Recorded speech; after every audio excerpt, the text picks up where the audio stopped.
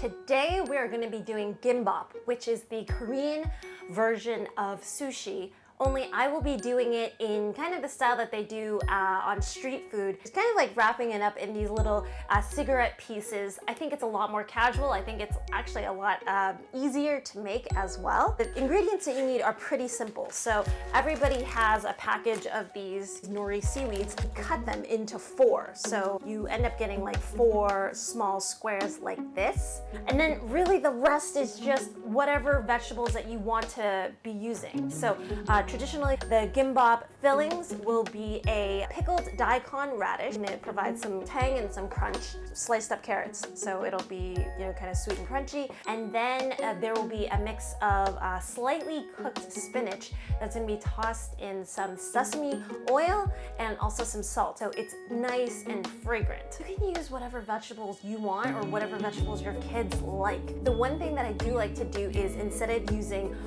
all white sushi rice, I usually cut the mixture in half. So I'll do half lentils and half sushi rice. And that way I will get, the proteins and the fibers from the lentils in addition to having that, yummy white rice as a backdrop as well. And I doubt that your kids will taste the difference. So I hope you guys will enjoy this one. Okay, so to illustrate my point, I actually had a ton of collard greens. It was on sale, it's more convenient. So I'm cooking about 1 cup of that and then straining it out. Afterwards, I'm going to be putting in a little bit of sesame oil and then a little bit of salt. The recipe is all going to be down below.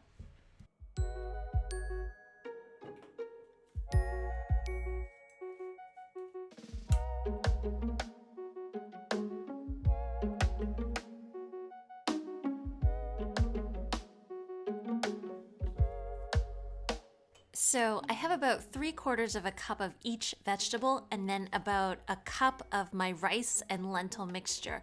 I have a little bit of just water on the side to dip my fingers into because this can get a little bit sticky. And then I made sure to smear some rice on the right side of the square so that after I finish rolling it, it'll stick together. And then just a couple sticks of vegetable. You don't want to overfill it, but I do like to see some of those veggies peek out, so you can place it that way.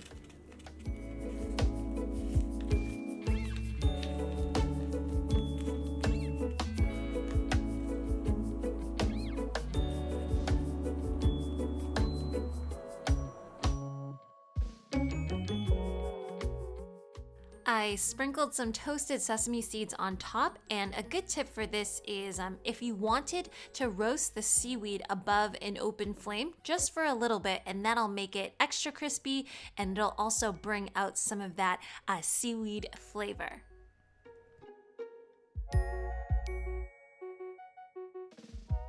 Anyways, I hope you all enjoyed this really simple recipe today. Be sure to stay tuned for the rest of the week because there will be a ton more.